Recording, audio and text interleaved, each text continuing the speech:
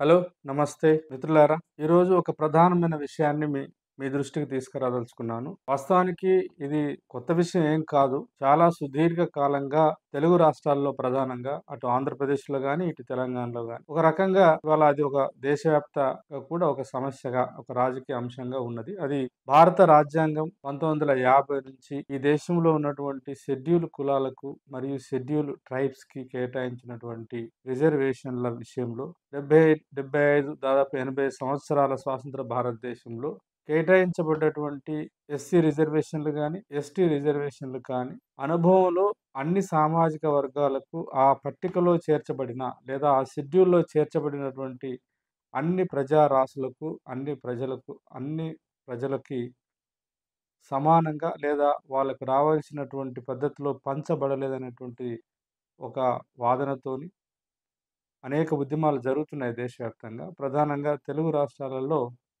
ఉద్యమాలు జరిగినాయి. దాని మీద న్యాయపరమైనటువంటి వాదాలు, ప్రతివాదాలు జరిగినాయి. కొన్ని సందర్భాల్లో రాష్ట్ర స్థాయిలో హైకోర్టులు జడ్జిమెంట్ ఇచ్చినాయి. తర్వాత సుప్రీంకోర్టు జడ్జిమెంట్ ఇచ్చింది. అది అనేక రాజ్యాంగపరంగా ఉన్నటువంటి సాంకేతిక కారణాల రీత్యా కొంతకాలం అమల్లో ఉండి తర్వాత రద్దు చేయబడ్డది.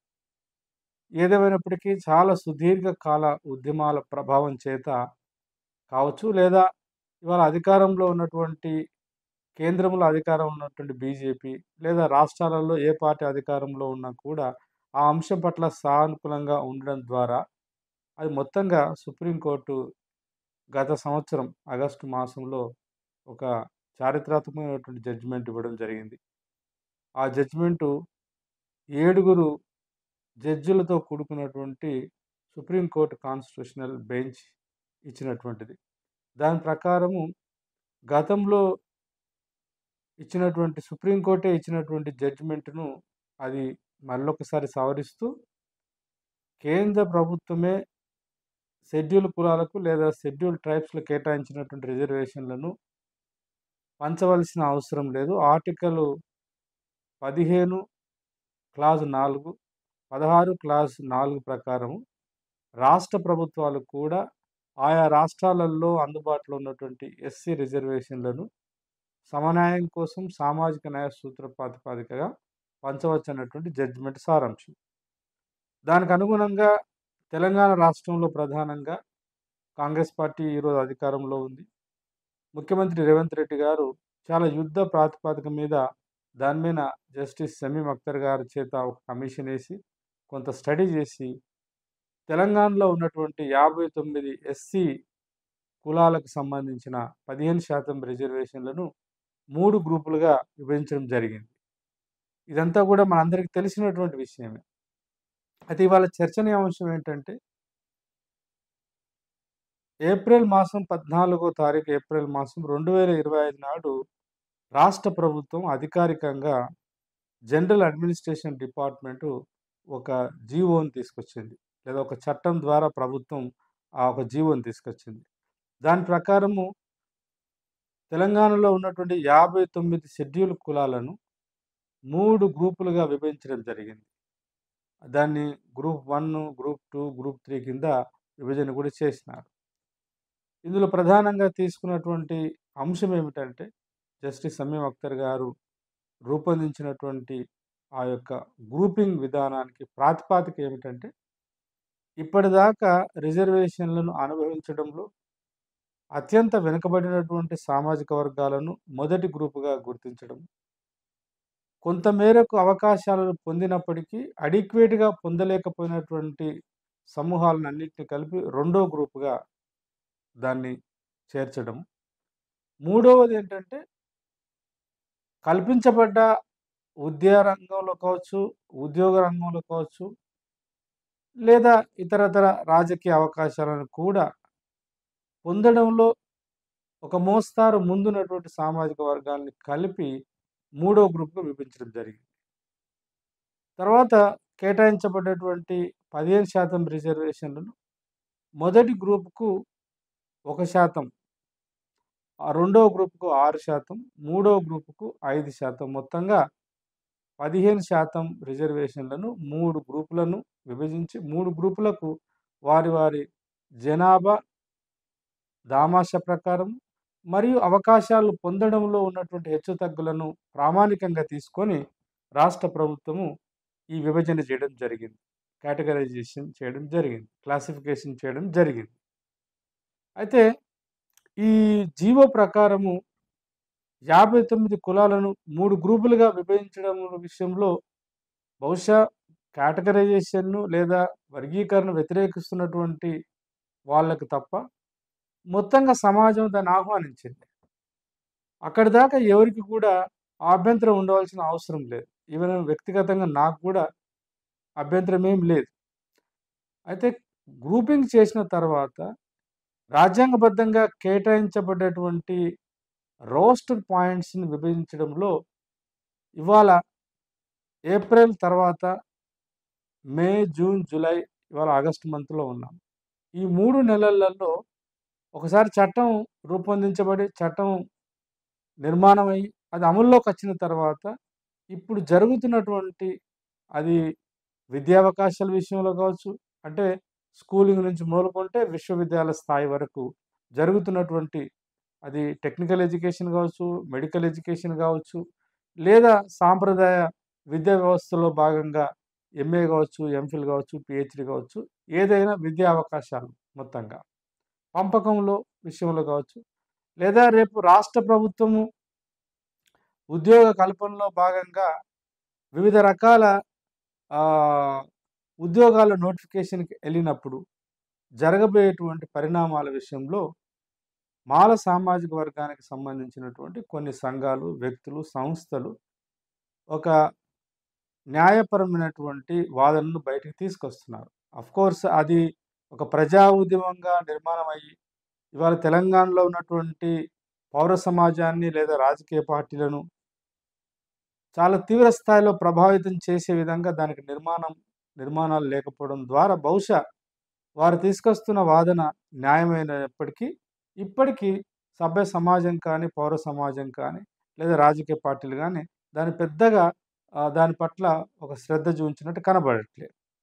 ఇవాళ ఒకటి స్వాభావికంగానే నేను యాదృచ్ఛికంగా ఆ సామాజిక వర్గం నుంచి వచ్చిన వాడిని వల్ల కావచ్చు, లేదా బీయింగ్ ఏ పొలిటికల్ సైన్స్ స్టూడెంట్‌గా కూడా నేను చాలా సందర్భాల్లో వ్యక్తిగతంగా లేదా ఒక ఉపాధ్యాయుడిగా, లేదా ఉద్యమ నేపథ్యాలు ఉన్నవాడిగా నాకు ఊహ తెలిసినప్పటి నుంచి ఈ వర్గీకరణ విషయంలో రాజ్యాంగం కల్పించినటువంటి అవకాశాలు అన్ని బాధిత సమూహాలకు, వాళ్లకు ఈక్విటీ బేస్‌గా పంపకం జరగాలనేటువంటి సూత్రాన్ని కట్టుబడే పనిచేసినాను, మాట్లాడుతున్నాను.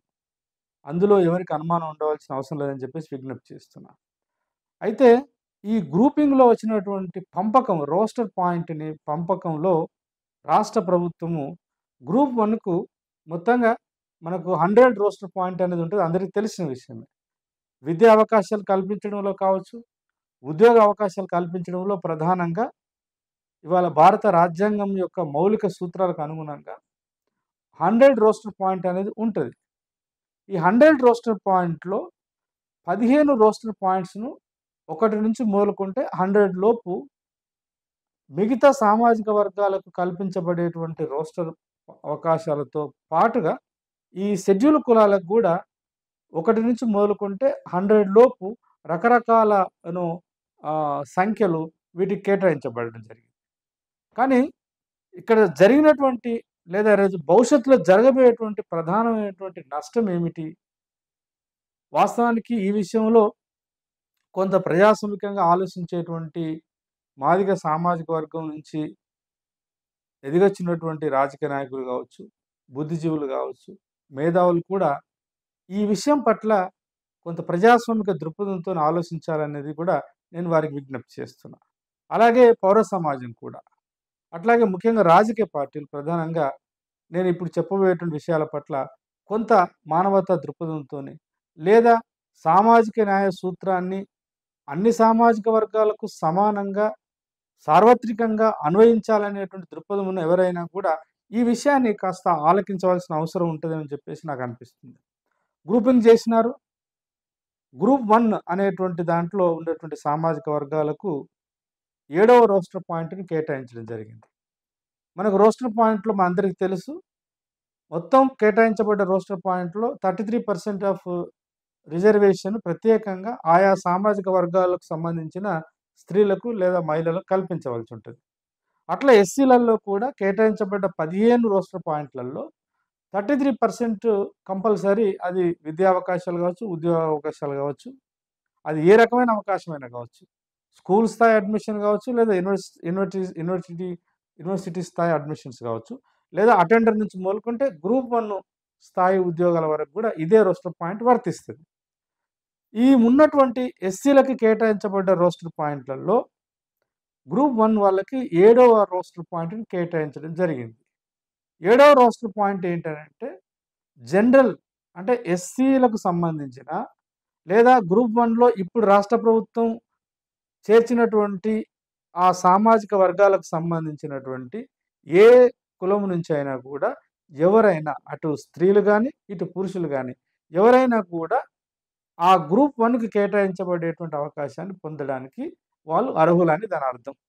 అట్లాగే గ్రూప్ 2, ఈ గ్రూప్ 1 అనేది ఇందాక నేను చెప్పినట్టు వాళ్ళు అత్యంత వెనుకబడినటువంటి షెడ్యూల్ కులాలకు సంబంధించినటువంటి జాతులు. గ్రూప్ 2 అనేది మాదిగా దానితో అనుబంధంగా ఉన్న, అంటే సామాజికంగా, సాంస్కృతికంగా, చరిత్ర పొడవునా అనుబంధంగా ఉన్నటువంటి ఇతర షెడ్యూల్ కులాలకు సంబంధించిన సమూహం అది. రాష్ట్ర ప్రభుత్వం లేదా జస్టిస్ సమీం అఖ్తర్ గారు నిర్ణయించిన దాని ప్రకారం ఏంటంటే తెలంగాణలో జనాభా పరంగా ఎక్కువ ఉండి అవకాశాలు పొందడంలో మాలా మరియు మాలా అలైడ్ కమ్యూనిటీస్‌తో పోల్చుకుంటే కొంతమేరకు వెనుకబడినటువంటి సామాజిక వర్గాల యొక్క సమూహం అది. గ్రూప్ 2కు 2వ రోస్టర్ పాయింట్‌ను, 16వ రోస్టర్ పాయింట్‌ను, 27వ రోస్టర్ పాయింట్‌ను, 47వ రోస్టర్ పాయింట్‌ను, 52వ రోస్టర్ పాయింట్‌ను, 66, 72, 84, 97 ఇలా ఈ రోస్టర్ పాయింట్స్ కేటాయించడం జరిగింది. అంటే కేటాయించబడేటువంటి దాంట్లో దాదాపు ఒక 9 రోస్టర్ పాయింట్స్ గ్రూప్ 2 వాళ్ళకు వాళ్ళ జనాభా ప్రాతిపదిక మీద కేటాయించడం జరిగింది. ఇందులో అట్లాగే గ్రూప్ 3కి 22, 41, 62, 74, 91 ఇందులో ప్రధానంగా 5 రోస్టర్ పాయింట్స్ వచ్చినాయి. సో, దీంట్లో ప్రధానంగా ఇప్పుడు ఏమిటి మరి ఇక్కడ బాగానే ఉంది కదా! కేటాయించబడ్డటువంటి 15 రోస్టర్ పాయింట్లలో ఇప్పటిదాకా పొందినటువంటి అవకాశాలను ప్రామాణికంగా తీసుకొని, మరియు జనాభాను కూడా ప్రామాణికంగా తీసుకొనే పంచడం జరిగింది. దీంట్లో పెద్ద ఏమి సమస్యలున్నాయని చెప్పేసి అందరూ అనుకోవచ్చు గాక. వాస్తవానికి చాలా ప్లెయిన్‌గా చూస్తే, సాధారణమైనటువంటి అంశంగా పరిగణిస్తే ఒక ఉద్యమం జరిగింది. ఆ ఉద్యమం ఆకాంక్ష అవకాశాలు అందరికి పంచాలనేటువంటి ఆకాంక్ష మేరకు జరిగింది కాబట్టి పంచారు. ఇందులో పంచాయతీ ఏముందని అనిపిస్తది మనకు. కానీ వాస్తవానికి కాస్త లోతుగా ఆలోచిస్తే ఇవాళ గ్రూప్ 1కు సంబంధించి వాస్తవానికి మొత్తం 59 కులాలలో ఇప్పటిదాకా విద్య, ఉద్యోగ మరియు రాజకీయ, అది గ్రామ స్థాయి నుంచి మొదలుకుంటే పార్లమెంటు స్థాయి అవకాశాలు కూడా కావచ్చు. ఏ రంగంలో చూసుకున్నా కూడా అత్యంత వెనుకబడినటువంటి ప్రజారాశులు గ్రూప్ 1లో ఉన్నాయి. వాస్తవానికి సహజ న్యాయ సూత్ర ప్రకారం అయితే వాళ్లకు ఇమ్మీడియేట్‌గా రోస్టర్ పాయింట్ షెడ్యూల్ కులాలకు కేటాయించిన దాంట్లో 2వ రోస్టర్ పాయింట్‌తో ప్రారంభమైతది. వాళ్ళకి 2వ రోస్టర్ పాయింట్ ఇవ్వాలి. కానీ రాష్ట్ర ప్రభుత్వం ఏం చేసిందంటే 2వ రోస్టర్ పాయింట్ ఇవ్వకుండా 7వ రోస్టర్ పాయింట్‌ను గ్రూప్ 1కి కేటాయించడం జరిగింది. దీనిలో కొంత లాజికల్‌గా కూడా రాష్ట్ర ప్రభుత్వం చెప్తున్నది ఏంటంటే, అసలే అవకాశాలు అందుకోవడంలో చాలా అత్యంత వెనుకబడి ఉన్నటువంటి, అంటే విద్యారంగంలో ఇప్పటికీ ఆశించినటువంటి పురోగతి లేకుండా ఉన్నటువంటి సామాజిక వర్గాలు, విద్యా అవకాశాలు పొందడంలోనే చాలా వెనుకబడి ఉన్నటువంటి వాళ్ళ నుంచి మళ్ళీ మనం ఉద్యోగ విషయాలకొచ్చేసరికి వాళ్ళలో ఎలిజిబిలిటీ ఉన్న వాళ్ళు చాలా తక్కువ మంది ఉంటారు. అందులో వుమెన్ చాలా తక్కువ మంది ఉంటారు కాబట్టి అట్‌లీస్ట్ పురుషులకు మరియు స్త్రీలకు ఇద్దరికి అవకాశం ఉన్న రోస్టర్ పాయింట్‌ని గనక అత్యంత వెనుకబడిన సామాజిక వర్గాలకు కేటాయిస్తే బాగుంటదని చెప్పేసి 7వ రోస్టర్ పాయింట్‌ని కేటాయించినట్టు చెప్తున్నారు. ఫైన్, బాగానే ఉంది. ఆ తర్వాత ఇప్పుడు 2వ గ్రూప్‌కి సంబంధించిన దాంట్లో 2వ రోస్టర్ పాయింట్ 16, 27, 47, 52, 66, 72, 84, 97 కేటాయించినారు. ఇక్కడ మాల సామాజిక వర్గానికి సంబంధించినటువంటి మేధావులు లేదా ఈ కేటగరైజేషన్ అనే అంశాన్ని ప్రధానంగా ప్రారంభం నుంచి కూడా వ్యతిరేకిస్తున్న వాళ్ళు, లేదా కేటగరైజేషన్ జరగాల్సిందే. ఎస్సీలకు కేటాయించబడేటువంటి రిజర్వేషన్లను ఖచ్చితంగా సామాజిక న్యాయ సూత్ర ప్రామాణికంగా దాన్ని పంచాల్సిందే. కానీ పంపకంలో ప్రజాస్వామికత ఉండాలి.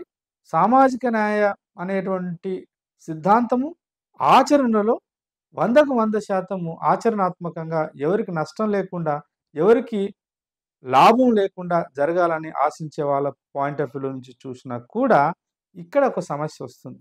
ఏమిటి అనంటే, రాష్ట్ర ప్రభుత్వాలు ఇవాళ 22 పాయింట్ వస్తే తప్ప గ్రూప్ 3కి ఎస్సీ రిజర్వేషన్లలో పాయింట్ రాదు.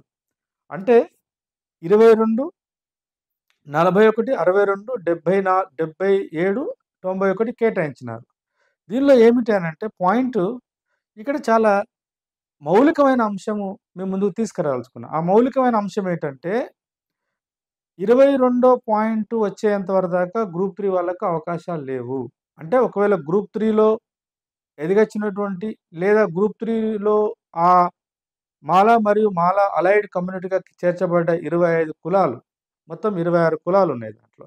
ఈ 26 కులాలలో ఎవరైనా ఇక నుంచి విద్యా, ఉద్యోగ అవకాశాలను సమాజంలో ప్రభుత్వం కల్పించే అవకాశాలలో మాక్సిమము ఓపెన్ కోటాలోనే పోటీ పడవలసొస్తది.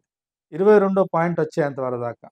అంటే 1 నుంచి 21 పాయింట్‌లో వాళ్ళెక్కడైనా కూడా ఎస్సీలకు కేటాయించినటువంటి గ్రూప్ 2, గ్రూప్ 1కు కేటాయించిన పాయింట్స్ కాకుండా, లేదా బీసీలకు కేటాయించిన పాయింట్స్ కాకుండా, ఎస్టీలకు మరియు తర్వాత ఫిజికల్లీ అదర్ ఏబుల్డ్ వాళ్ళకు కేటాయించిన రోస్టర్ పాయింట్స్ కాకుండా ఉన్నటువంటి ఇతర అవకాశాలలోనే వాళ్ళు పోటీ పడి నిలదొక్కుకోవాల్సిన అవసరం ఏర్పడుతుంది. ఇది చాలా ఒక ప్రధానమైనటువంటి మళ్ళీ సామాజిక న్యాయ సూత్రం, జస్టిస్ సూత్ర ప్రకారంగా చూసినప్పుడు ఇది ఎంతవరకు న్యాయము అని చెప్పేసి. దీనిలో చాలా సంక్లిష్టత ఉంది. ఈ ప్రశ్న వేసినప్పుడల్లా మాదిగ సోదరులు, మాదిగ మేధావులు, మాదిగ ఉద్యమకారులు బహుశా అనుకోవచ్చు, మళ్ళీ మాలలు, మాల మేధావులు, మాల ఆలోచన పరులు కూడా నర్మగర్భంగా కేటగరైజేషన్ వ్యతిరేకిస్తున్నారని. కేటగరైజేషన్ వ్యతిరేకించడం కాదు. ఇవాళ ప్రభుత్వం ప్రధానంగా ఆలోచించవలసిన అవసరం ఏందంటే, మరి సుప్రీంకోర్టు జడ్జిమెంటులో దాదాపు 7 పాల్గొన్నారు. అందులో 6 చాలా యునానిమస్‌గా కేటగరైజేషన్ జరగాల్సిందని చెప్పినారు. మాజీ ఒక హైకోర్టు జడ్జిగా పనిచేసిన ఆయన ఆధ్వర్యంలో ఒక కమిషన్ వేసినారు, జస్టిస్ షమీమ్ అఖ్తర్ గారు. వారు చాలా అధ్యయనం చేసినారు. చాలా క్రియాశీలకమైన అనుభవం ఉన్నటువంటి వాళ్ళు కూడా, అటు ప్రభుత్వాలు కూడా, అటు అసెంబ్లీ గాని, లేదంటే క్యాబినెట్ గాని ఒక మౌలికమైన సూత్రాన్ని చాలా ఉదాసీనతగానే వదిలేసినారనిపిస్తది. పాయింట్ ఏంటంటే ఇక్కడ విచిత్రంగా 100 పాయింట్ రోస్టర్ పాయింట్ గనుక తీసుకొని చూస్తే, అంటే ఓపెన్ కేటగిరీస్‌లో ఎన్నొస్తున్నాయి? 22 లోపు గనుక ఆలోచిస్తే 1 నుంచి 22 లోపు రోస్టర్ పాయింట్‌లో ఓపెన్ కేటగిరీకి సంబంధించిన అవకాశాలు 1, అది అంటే ఓపెన్ కేటగిరీలో వుమెన్‌కి కేటాయించబడ్డది. 1వ రోస్టర్ పాయింట్, 3వ రోస్టర్ పాయింట్, 5వ రోస్టర్ పాయింట్, 11వ రోస్టర్ పాయింట్, 12వ రోస్టర్ పాయింట్, 13 ఇది ఓపెన్ ఆహ్, ఓపెన్ కేటగిరీ. దాంట్లో జనరల్ అంటే వుమెన్ గాని, మెన్ గాని రావచ్చు. అందులో ప్రధానంగా ఎక్స్ సర్వీసెస్ మెన్ గాని, వుమెన్ గాని రావచ్చు. అట్లాగే 21 కూడా జనరల్. ఈ మొత్తం ఏంటి? 1 నుంచి 22వ రోస్టర్ పాయింట్ వరకు దాదాపు 7 అవకాశాలు. అంటే 7 అవకాశాలు. 1 point, 3 point, 5 point, 11 point, 12 point, 13 point, 21 point.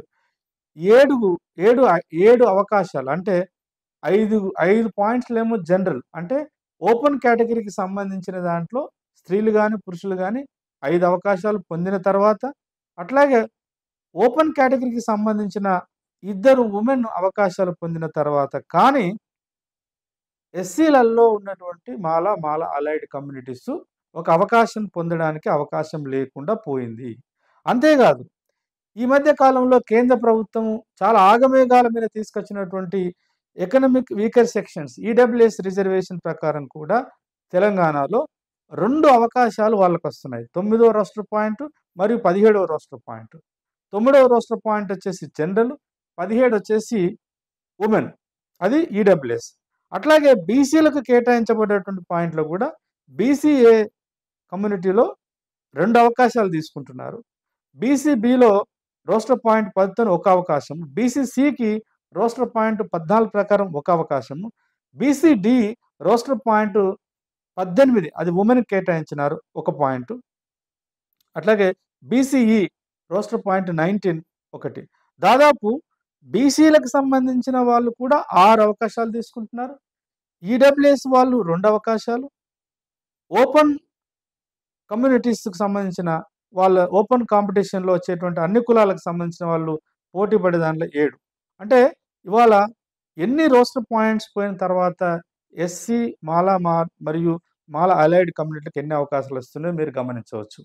అంటే ఓపెన్ కాంపిటీషన్లో 7 అవకాశాలు కేటాయించబడేటువంటి ఇతరులకు, అందులో సరే అందరు ఎవరైనా రావచ్చు, దాంట్లో మనం అనుకోవచ్చు అందులో షెడ్యూల్ కులాలు మరియు షెడ్యూల్ ట్రైబ్స్, బీసీలు మరియు ఇతర మనము ఏదైతే ఆధిపత్య కులాలు అనుకుంటున్న వాళ్ళు కూడా పోటీ పడతారు.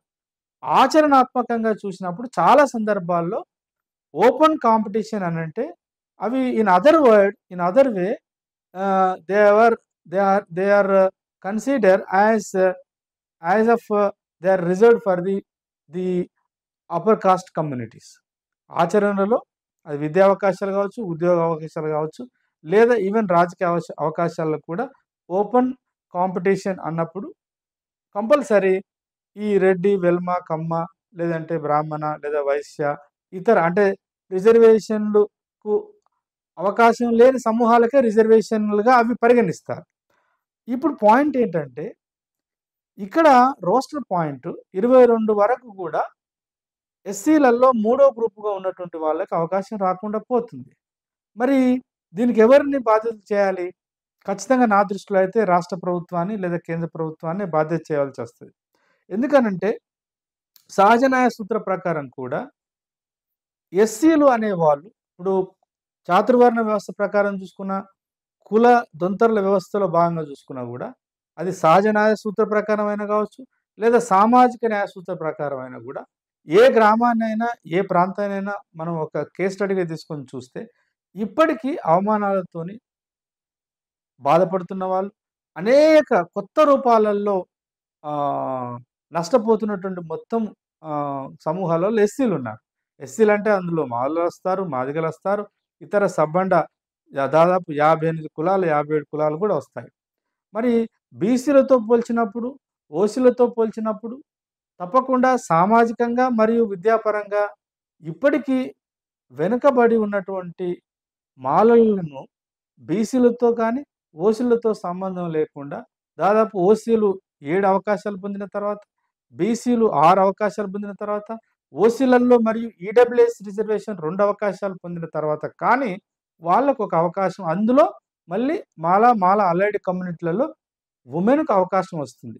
అదే జనరల్ అంటే జనరల్ పాయింట్కి వచ్చేసరికి ఎంతవరకు వెయిట్ చేయాల్సి వస్తుంది అంటే దాదాపు 41 పాయింట్ రావాలి. అంటే ఇక్కడ మనం ఆలోచించవలసింది, అందరికీ నేను విజ్ఞప్తి చేస్తున్నా ఏంటంటే బుద్ధిజీవులు, ఆలోచన పరులు ఆలోచించవలసిన ఒక ప్రధానమైనటువంటి అంశం ఏమిటంటే 41 అవకాశం వస్తే కానీ మాలా అలైడ్ సమూహాలకు సంబంధించిన పురుషులకు అవకాశం లేకుండా పోతుంది, రిజర్వేషన్లనే కనుక పొంది సమాజంలో బాగుపడాలనుకుంటే. అట్లాంటప్పుడు మరి దీన్ని ఎట్లా ఆలోచించాలి? ఇప్పుడు ప్రొసీజరల్ రిజర్వేషన్ ప్రకారం చూసుకున్నా, సబ్స్టాన్షియల్ రిజర్వేషన్ అనే సూత్ర ప్రకారం తీసుకున్నా ఇది చాలా అన్యాయమైనటువంటిదే కదా, రాజ్యాంగ విరుద్ధమైనటువంటిదే కదా. అదే సుప్రీంకోర్టు జడ్జిమెంట్లో చాలా ప్రధానమైన అంశం ఏంటంటే పొందుపరచబడే రిజర్వేషన్లను అందరికీ పంచాలనేది సామాజిక న్యాయం అని ఎట్లయితే బల్లగుద్ది చెప్పిందో ఆ జడ్జిమెంట్లో 6 జడ్జిలు, అట్లాగే ఈ షెడ్యూల్ కులాలుగా గుర్తించబడిన ఏ సమూహం కూడా ఏ కారణం చేత కూడా వాళ్ళకు న్యాయంగా రావాల్సిన అవకాశాలు పొందడంలో నష్టపోతే అది రిజర్వేషన్ల కల్పనకు విరుద్ధమైందని చెప్పేసి కూడా ఒక మాట అన్నది. అట్లాంటప్పుడు ఇవాళ మరి ఎక్కడ నష్టం జరుగుతుందని కూడా ఆలోచన రావచ్చు బహుశా. ఉదాహరణకు రాష్ట్ర ప్రభుత్వం వందలాది సంఖ్యలో ఉద్యోగాలు కేటాయించేది ఎప్పుడైనా కూడా గ్రూప్ 3, గ్రూప్ 4 ఉద్యోగాలలోనే 10 కంటే లేదా 20 కంటే ఎక్కువ ఉద్యోగాలొస్తాయి. అంటే స్కావెంజర్స్, అటెండర్ స్థాయి లేదంటే క్లరికల్ స్థాయిలో పదుల సంఖ్యలో నుంచి మొదలుకుంటే వందల సంఖ్యలో ఉద్యోగాలొస్తాయి. కానీ ఎనీ గెజిటెడ్ పోస్టులు అంటే గ్రూప్ 2 గావచ్చు, గ్రూప్ 1 లాంటి పోస్టులలో ఒకసారి మనం ఆలోచిస్తే ఎప్పుడు కూడా రాష్ట్ర ప్రభుత్వం వందల సంఖ్యలో, వేల సంఖ్యలో ఈ పోస్టులను ఎయ్యరు. దాదాపు గ్రూప్ 1లో మళ్ళీ డిపార్ట్మెంటల్ వైడ్‌గా కేటగరైజేషన్ చేసి చూస్తే 10 కంటే ఎప్పుడు గూడా 10, 20 కంటే ఎప్పుడు కూడా అవి ఎక్కువ స్థాయిలో రావు. మరి రానప్పుడు ఆ పాయింటే లేనప్పుడు ఇవాళ 22 పాయింట్ రానప్పుడు మరి రాబోయే కాలంలో మాల అనుబంధ కులాలుగా ఉన్న దాదాపు 26 ఎస్సీ కులాలు నష్టపోవడం అనేది జరుగుతది గదా! మరి దీన్ని ఎట్లా మనం చూడాలి? దీనికి పరిష్కార మార్గం ఏమిటి అనేది మరి బుద్ధిజీవులు, పౌర సమాజం, రాజకీయ పార్టీలు ఆలోచించవలసిన అవసరం లేదా? అట్లాగే ప్రధానంగా ఈ మధ్య కాలంలోనే దాదాపు ఒక 20 సంవత్సరాల నుంచే బహుశా దళితుల సమూహాల నుంచి ఎదిగొస్తున్న వాళ్ళున్నారు. విద్యావంతులు ఎదుగుతున్నారు. డీఎస్సీ ప్రధానంగా. నాకు తెలిసి తెలంగాణలో గాని, ఆంధ్రప్రదేశ్‌లో గాని చాలా ఎక్కువ సంఖ్యలో ప్రభుత్వ ఉద్యోగాలకు ఆశపడేటువంటి ఈ షెడ్యూల్ కులాలు గావచ్చు, షెడ్యూల్ ట్రైబ్స్ కావచ్చు, బీసీలు గాని, ఒకటి పోలీస్ రిక్రూట్‌మెంట్‌లో ఉన్నటువంటి కానిస్టేబుల్స్, రెండోది డీఎస్సీలో ఎస్‌జిటి గావచ్చు, లేదంటే స్కూల్ అసిస్టెంట్ పోస్టులు గావచ్చు. ఇవి డీఎస్సీ రిక్రూట్‌మెంట్ కూడా ఎలా జరుగుతుందో అందరికి తెలుసు. డిస్ట్రిక్ట్‌ను ప్రామాణికంగా తీసుకొని జరుగుతది. తెలంగాణ సాధించుకున్న తర్వాత మనకు జోనల్ సిస్టమ్ అనేది ఒకటి కొత్తదొచ్చింది. ఏ రకంగా చూసుకున్నా గూడా ఒకవేళ ఒక డిస్ట్రిక్ట్‌నే ఒక ప్రామాణికంగా తీసుకొని చూసినా గూడా పోస్టులు చూడడానికి వందల సంఖ్యలో కనపడతాయి. కానీ మళ్ళీ అది సబ్జెక్ట్ వైస్‌గా సోషల్ స్టడీస్, సైన్సెస్ అందులో మళ్ళా సైన్స్‌లో ఫిజికల్ సైన్సెస్, మ్యాథమెటిక్స్ లేకపోతే బయాలజికల్ సైన్స్ లేకపోతే లాంగ్వేజెస్ అటు హిందీ పండిట్ కావచ్చు, తెలుగు పండిట్ కావచ్చు. మళ్ళీ సబ్జెక్ట్ వారీగా మనం జిల్లాలో పోస్టులను గనుక విభజించి చూస్తే అవి మళ్ళీ పదుల సంఖ్యలో మాత్రమే ఉంటాయి తప్ప వందల సంఖ్యలో ఉండవు. ఇట్లా ఏ రకంగా తీసుకున్నా కూడా కేవలం గ్రూప్ 4 మరియు గ్రూప్ 3 ఉద్యోగాలకు తప్ప ఆ పైన ఉన్నటువంటి ఒక మోస్తారు గౌరవప్రదమైనటువంటి ఉద్యోగాల కల్పనలో మాలలకు, మాల అనుబంధ కులాలకు రాబోయే కాలంలో ఈ రోస్టర్ పాయింట్స్‌ని గనుక ఇట్లనే 100 రోస్టర్ పాయింట్‌లో గతంలో కేటాయించబడేటువంటి ఈ రోస్టర్ పాయింట్‌ని గనుక మనం అప్లై చేసి చూసుకుంటే తప్పకుండా 100కి 1000% మాలలు, మాల అలైడ్ కమ్యూనిటీస్ నష్టపోయే అవకాశం ఉంది. మరి ఇంత గ్లేరింగ్‌గా కనబడుతున్నటువంటి ఈ అంశము కేటగరైజేషన్ చేసిన తర్వాత సుప్రీం కోర్ట్ ఇచ్చినటువంటి ఒక నిబంధన ఏమిటంటే అవకాశాలను అందరికి పంచడం అనేది ఒక ప్రజాస్వామిక సూత్రం. పంపకంలో కూడా అంతే ప్రజాస్వామికత, అంతే సామాజిక న్యాయ సూత్రానికి కట్టుబడి ఉండి ప్రభుత్వాలు విధి విధానాలు రూపొందించాలని చాలా స్పష్టంగా సుప్రీం కోర్ట్ జడ్జిమెంట్‌లో పేర్కొన్నది. మరి కమిషన్ కూడా ఈ పాయింట్‌ని ఆలోచించలేదు. లేదా ప్రభుత్వాలు కూడా ఈ పాయింట్‌ని ఆలోచించలేదు. ఇప్పుడు ఆలోచించకుండా ఇది చేసి మరి దీనికి మళ్ళీ మేము వ్యతిరేకంగా పోలేమని చెప్పేసి మాట్లాడుతున్నారు. ఈ మధ్య కాలంలో గత నెల, 2 నెలల నుంచి ఎప్పుడైతే మెడికల్ సీట్లకు సంబంధించినటువంటి కేటాయింపులు గాని, లేదా ఈ మధ్య కాలంలో ఇప్పుడు అకాడమిక్ ఇయర్ ప్రారంభమవుతుంది కాబట్టి స్కూల్ అడ్మిషన్స్ నుంచి college admissions, degree college admissions, విశ్వవిద్యాలయాల్లో కూడా అడ్మిషన్స్ రాబోతున్నాయి. వీటన్నిటితో పాటు ఈ మధ్య కాలంలో శాతవాహన యూనివర్సిటీ ఒక నోటిఫికేషన్ ఇచ్చింది. ఆ శాతవాహన యూనివర్సిటీ కావచ్చు, అట్లాగే అగ్రికల్చర్ యూనివర్సిటీ కావచ్చు, ఉద్యానవనాలకు సంబంధించిన యూనివర్సిటీ కూడా హార్టికల్చర్ యూనివర్సిటీ కూడా కొన్ని నోటిఫికేషన్స్ ఇచ్చింది. అవేం పర్మనెంట్ ఉద్యోగాలు కాదు. అవి కేవలం కాంట్రాక్చువల్ ఉద్యోగాలు. అయితే ఒక మంచి పరిణామం ఏందనంటే రాష్ట్ర ప్రభుత్వం తీసుకొచ్చినటువంటి చట్టాన్ని ఈవెన్ కాంట్రాక్చువల్ దానిలో కూడా ఈ ఎస్సీలకు కేటాయించబడేటువంటి పొజిషన్లని గ్రూపుల వారీగా పొజిషన్స్ ఐడెంటిఫై చేసినారు. అప్పుడు ఒకసారిగా దీన్ని పరిశీలించినటువంటి ఆలోచన పరులు ముఖ్యంగా మాల సామాజిక వర్గానికి సంబంధించినటువంటి వాళ్ళు ఆలోచన పరులు దాన్ని చూసి దాంట్లో ఉన్నటువంటి ఈ లోపాన్ని వాళ్ళిప్పుడు పైకి తీసుకొస్తున్నారు. ఈ వాస్తవానికి ఇప్పుడు నేను చర్చిస్తున్నటువంటి ఇదంతా కూడా నేను గతంలో ఒక వీడియో చేసినాను. కానీ నాలాంటి వాళ్ళని ఒక వీడియో చేసి పెట్టినంత మాత్రాన ప్రజా సమూహాన్ని అంత గొప్పగా ప్రభావితం చేసేటువంటి ప్రజారాష్ట్రాన్ని కాదు నేను. నాకొక ఉద్యమం లేదు. నాకొక సంఘం లేదు. కానీ చట్ట నిర్మాణంలో జరిగినటువంటి లోపం ఏందనేది ఆనాడే అది ఏప్రిల్ 14వ తారీఖు నాడు ఈ ఆర్డినెన్స్ ఈ చట్టం వచ్చింది. నేను ఇమ్మీడియేట్‌గా అదే రోజు సాయంత్రమే నేను ఒక వీడియో చేసినాను. కానీ దానికి సంబంధించినటువంటి విషయాలు ఈవెన్ మాల సామాజిక వర్గానికి సంబంధించిన వాళ్ళు కూడా పెద్దగా పట్టించుకోలేదు. నేనే కాదు కొంతమంది ఈ వర్గీకరణ మీద చాలా ప్రారంభం నుంచి పనిచేస్తున్నటువంటి కొంతమంది దీని మీద మాట్లాడినారు. సమస్య అది కాదు ఇక్కడ. సమస్య ఏందనంటే ఇప్పుడు దీని పరిష్కార మార్గం ఏమిటి? చాలా మందితో డిస్కస్ చేస్తే ఏమంటున్నానంటే రోస్టర్ పాయింట్ ఎట్లా మారుస్తారండి? అది ఇంపాసిబుల్ అని అంటున్నారు. కానీ మళ్ళీ ఒకసారి అంటే బీయింగ్ ఎ పొలిటికల్ సైన్స్ స్టూడెంట్‌గా రాజ్యాంగంలోకి తొంగి చూస్తే అసలు ఈ రోస్టర్ పాయింట్ అనేది అంటే అన్‌చేంజబులా అని గనుక ఆలోచిస్తే అప్పుడు వాస్తవానికి రోస్టర్ పాయింట్ కేంద్రంలో ఒక పద్ధతి ప్రకారం చేస్తారు. రాష్ట్రంలో అయితే జనరల్ అడ్మినిస్ట్రేషన్ డిపార్ట్‌మెంటే ఈ రోస్టర్ పాయింట్‌ను డిసైడ్ చేస్తుంది. గతంలో ఈ రోస్టర్ పాయింట్స్‌ను అన్ని సామాజిక వర్గాలకు ఒక శాస్త్రీయమైన హేతుబద్ధమైనటువంటి ప్రణాళిక ప్రకారం రూపొందించినారు. కానీ వాళ్ళ సమస్య ఇంకొక కొత్త రూపం వచ్చింది. కాబట్టి ఇప్పుడు ఏం చేయాలి అనంటే నా ప్రతిపాదన ఏందంటే తప్పకుండా ఈ 20 లోపు లేదా మొత్తంగా 100 రోస్టర్ పాయింట్‌ను కూడా నేను ఇప్పుడు చెప్తున్నటువంటి వాదన బహుశా చాలా మందికి నచ్చకపోవచ్చు. కానీ ఒక్కసారి మనసు పెట్టి అంటే భావోద్వేగాలకు గురి కాకుండా సామాజిక న్యాయాన్ని లేదా సామాజిక న్యాయ సూత్రాన్ని, ప్రజాస్వామిక వ్యవస్థను లేదా అవకాశాలు కల్పించడంలో ఈక్వాలిటీ ప్రతిపాదిక మీద కాకుండా ఈక్విటీ ప్రతిపాదికను గనక పరిగణలోకి తీసుకుంటే బహుశా నేను చేసేటువంటి ప్రపోజల్ పట్ల ఎవరికి అభ్యంతరం ఉండకపోవచ్చు. అదేమిటంటే ఇప్పుడు రోస్టర్ పాయింట్‌ని పూర్తిగా తిరగరావాల్సిన అవసరం ఉంది. దాన్ని పునర్నిర్మించాల్సిన దాన్ని పునరేకీకరించవలసిన అవసరం ఉంది. ఏమిటనంటే కుల వ్యవస్థలో భాగంగా షెడ్యూల్డ్ ట్రైబ్స్ మరియు షెడ్యూల్డ్ కులాలు. కుల వ్యవస్థ ద్వారా కొన్ని తరాలుగా, కొన్ని యుగాలుగా నష్టపోయిన వాళ్ళు, అవమానపడ్డ వాళ్ళు, అణచివేతకు గురైన వాళ్ళు, అనేక రకాలుగా శారీరకంగా, మానసికంగా, సామాజికంగా, ఆర్థికంగా, సాంస్కృతికంగా ఎంతో ధ్వంసానికి గురైనటువంటి వాళ్ళు. కాబట్టి వీళ్లకు తప్పకుండా సమాజము రుణపడి ఉంది. ప్రభుత్వాలు కూడా రుణపడి ఉన్నాయి. ఆ పాయింట్ ఆఫ్ వ్యూలో గనక ఆలోచిస్తే షెడ్యూల్ కులాలకు సంబంధించిన రోస్టర్ పాయింట్‌ను గాని, షెడ్యూల్ ట్రైబ్స్ రోస్టర్ పాయింట్‌ను గాని ఎందుకు మొత్తం 100 రోస్టర్ పాయింట్‌లో మొదటి వరుసలోనే వాళ్ళకెందుకు అవకాశం ఇవ్వకూడదు? వాళ్ళకి ఈక్విటీ ప్రామాణికంగా తీసుకుంటే ఈక్విటీ ఎవరైతే బాగా నష్టపోయినరో ఇప్పుడు షెడ్యూల్ కులాల్లో కూడా బాగా నష్టపోయిన వాళ్ళకు మొదటి అవకాశం ఇచ్చినట్టు, మరికొంత నష్టపోయిన వాళ్ళకు మరొక మొదటి అవకాశం తర్వాత రెండో అవకాశం ఇచ్చినట్టు, ఇక్కడ మనం ఏ సూత్రాన్నైతే ప్రామాణికంగా తీసుకొని కేటగరైజేషన్ చేస్తున్నామో అదే సూత్రాన్ని మొత్తం సమాజానికి అప్లై చేసి చూసినప్పుడు షెడ్యూల్ కులాల యొక్క రోస్టర్ పాయింట్ గాని, షెడ్యూల్ ట్రైబ్స్‌ల యొక్క రోస్టర్ పాయింట్ గాని నన్ను అడిగితే షెడ్యూల్ ట్రైబ్స్‌ది ముందు రోస్టర్ పాయింట్ వచ్చి, ముందు అవకాశాలొచ్చి, ఆ తర్వాత షెడ్యూల్ కులాలది రావాలి. ఆ తర్వాత బీసీలది రావాలి. ఆ తర్వాత ఓపెన్ వాళ్ళకి రావాలి. అట్లా ఎందుకు దాన్ని ఒక ఒక హేతుబద్ధంగా ఆలోచించకూడదనేది సమాజం ముందు నేను పెడుతున్నటువంటి ఒక ప్రతిపాదన. రెండోది ఈక్వల్ ఆపర్చునిటీ కల్పించడం అనేది రిజర్వేషన్‌ల ప్రాతిపదిక కాదు.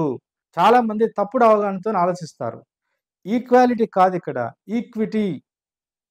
ఈక్విటీ అనేది ప్రధానంగా అది మనకు ఒక బేస్‌గా, ఒక పునాదిగా ఉండవలసిన అవసరం ఉంది. కాబట్టి నేను ఇప్పుడు ప్రతిపాదిస్తున్నట్టు, ఇప్పుడు నేను చర్చించినటువంటి ఈ అంశాలు ఒక అంటే ఉదాహరణకు ఒక యూనివర్సిటీ తీసుకుందాం. నేను యాస్ ఎ ప్రొఫెసర్‌గా పనిచేస్తున్నాను పాలెం యూనివర్సిటీలో. ఒక డిపార్ట్‌మెంట్ అంటే యూజీసీ నార్మ్స్ ప్రకారము ఏమిటి అనంటే ఒక డిపార్ట్‌మెంట్ యొక్క స్ట్రక్చర్ ఏమిటి? టీచింగ్ పొజిషన్స్ ఒక ప్రొఫెసర్ ఉంటాడు. ఇద్దరు అసోసియేట్ ప్రొఫెసర్స్ ఉంటారు. నలుగురు అసిస్టెంట్ ప్రొఫెసర్స్ ఉంటారు. అంటే ఒక ప్రొఫెసర్, ఇద్దరు అసోసియేట్, నలుగురు లేదా ముగ్గురు అసిస్టెంట్ ప్రొఫెసర్స్. 6గురు గాని, 7గురు గాని ఒక డిపార్ట్‌మెంట్ యొక్క స్ట్రక్చర్. ఆ రకంగా ఈ యూనివర్సిటీ రిక్రూట్‌మెంట్ గనక చేస్తే, ఇప్పుడు దీన్ని గనక అప్లై చేసి చూస్తే, ఒక డిపార్ట్‌మెంట్‌లో లేదా ఒక గ్రూప్‌లో కూడా, ఒక గ్రూప్‌కు కూడా తీసుకొనుంటే, ఇవాళ కొత్తగా ఎస్టాబ్లిష్ చేసినటువంటి పాలమూరు, శాతవాహన, మహాత్మా గాంధీ, అట్లాగే తెలంగాణ యూనివర్సిటీలో డిపార్ట్‌మెంట్సే చాలా తక్కువ. Group A, group B, group C అని ఉంటది. గ్రూప్ ఏలో టెక్నికల్ సంబంధించిన వాళ్ళు, గ్రూప్ బిలో సైన్స్, గ్రూప్ సిలో సోషల్ సైన్సెస్ వస్తారు. లేదా అది ఎట్లైనా అప్లై చేయవచ్చు. ఏ గ్రూప్ తీసుకున్నా కూడా, ఏ గ్రూప్‌లో కూడా 3, 4 సబ్జెక్టుల కంటే ఎక్కువ ఉండయి.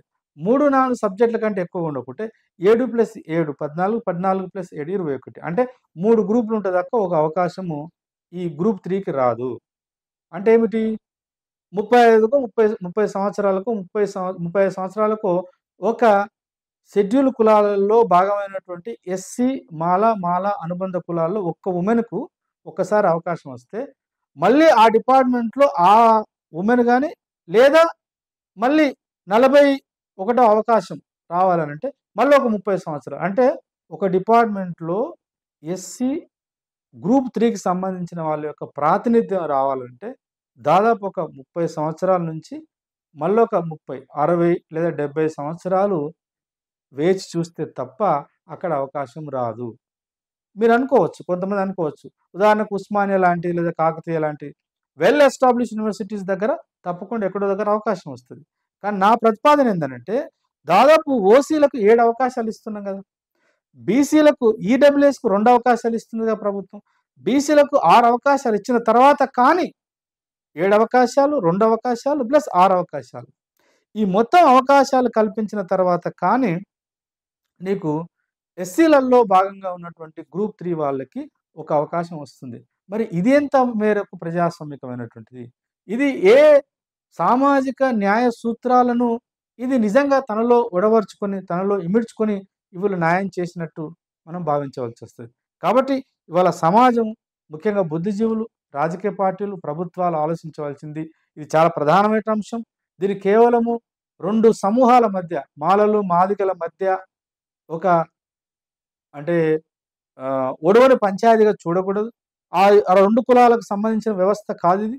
ఇది సమాజానికి సంబంధించినటువంటి సమస్యగా మాత్రమే పాలకులు పరిగణించాలి.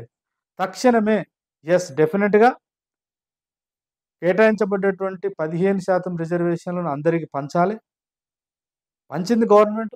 దాన్ని నేను వ్యక్తిగతంగా అట్లాగే మాల సమాజం నుంచి వచ్చిన చాలా మంది దాన్ని ఆహ్వానించినారు.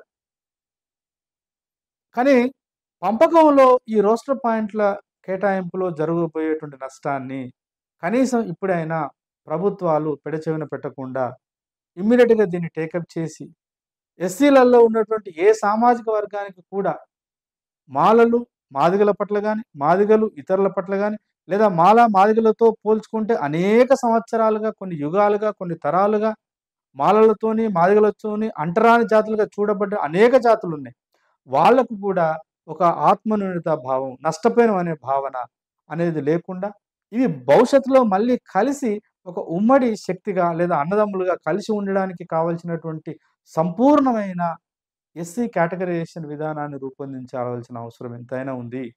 అలా కాకుండా చేస్తే ఐయామ్ షూర్ డెఫినిట్‌గా గతంలో నష్టపోయిన మాదిగలు ఎట్లయితే ఉద్యమాలు నిర్మించి, మాదిగలు ఎట్లయితే తమ విలువైన సమయాన్ని, మాదిగ యువత, మాదిగ నాయకత్వం తమ విలువైన సమయాన్ని, జ్ఞానాన్ని కేవలం ఈ చిన్న సమస్య కోసం కేటాయించిందో, మళ్ళీ మాలలు దాన్ని చేయాల్సిన అవసరం ఉంటది. ఇయాల మాదిగల మధ్య ఈ రిజర్వేషన్‌ల పంచాయతీని నిరంతరం కొనసాగించాలని చెప్పేసి గనుక ఏ పాలకులు, ఏ పార్టీ కూడా ఆలోచిస్తే తప్పకుండా భవిష్యత్తులో రాజకీయ పార్టీలు మూల్యం చెల్లించుకోవాల్సిన అవసరం ఉంటది. కాబట్టి అటు మాల మరియు మాదిగ, ఇతర సమాజాలకు సంబంధించిన బుద్ధిజీవులు, మేధావులంతా కూడా ఆలోచించాలని చెప్పేసి నేను విజ్ఞప్తి చేస్తూ, దీని మీద ఇంకా చర్చ జరగాలి. నేను చెప్పిందే వాస్తవం కాకపోవచ్చు, లేదా దీని మీద అభ్యంతరాలు ఉండవచ్చు. కానీ ఒకటి మాత్రం వాస్తవం. ఏ రకంగా చూసినా కూడా మామూలుగా ఊర్లలో పోయి పంచాయతీ చెప్పే వాళ్ళని అడిగినా కూడా చెప్పేది ఏందనంటే, అవును గదా! మరి ఓసీల కంటే, బీసీల కంటే వెనుకబడేటువంటి మాలలకు ఇన్ని అవకాశాలు కోల్పోయిన తర్వాత అవకాశం ఇవ్వడం ఎంతవరకు ధర్మం, ఎంతవరకు న్యాయం, ఎంతవరకు ప్రజాస్వామికత అని ఎవరైనా చెప్తారు. ఈ మౌలికమైన అంశాన్ని మరి ప్రభుత్వాలు, పాలకులు కావాలనే మర్చిపోయినారా? లేదా ఇది నిరంతరం ఒక సమస్య నిరంతరం కొనసాగించాలని ఇది కొనసాగిస్తున్నారా తెలవదు కానీ, ఇప్పటికైనా ఖచ్చితంగా దీని మీద ప్రభుత్వాలు స్పందించాలి. సమాజం కూడా దీని మీద ఒక న్యాయమైన దృక్పథంలో నుంచి ఆలోచించాలి. ఒంటెద్ది పోకడతో ఆలోచించకూడదు.